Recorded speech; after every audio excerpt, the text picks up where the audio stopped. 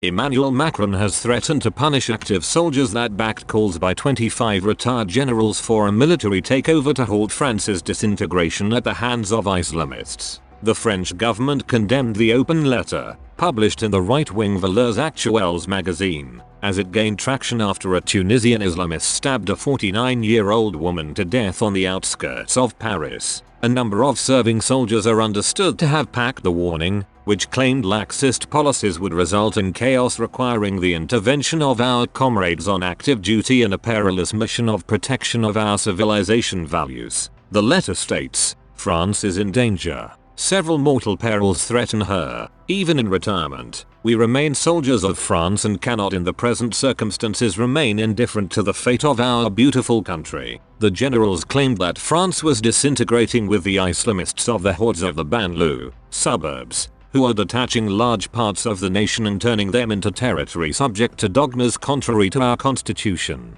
They accused President Macron's government of fanning the flames of hatred by allowing brutal police crackdown against the so-called Yellow Vest movement. The generals suggested that if nothing is done to respond to their concerns, there would be a sudden explosion and need for a military coup to topple the government. They said, "There is no time to waffle, or tomorrow's civil war will put an end to this growing chaos and the dead, for whom you will bear responsibility, will be counted in the thousands." Around 1,000 servicemen, including some 20 retired generals, put their names to the letter. Defense Minister Florence Parly warned that serving soldiers that backed the letter would be punished for flouting a law requiring them to remain politically neutral. She fumed. "Two immutable principles guide the action of members of the military with regard to politics, neutrality and loyalty," she added, "for who have violated the duty of reserve. Sanctions are planned, and if there are active soldiers among the signatories, I ask the Chief of Staff of the Armed Forces to apply the rules,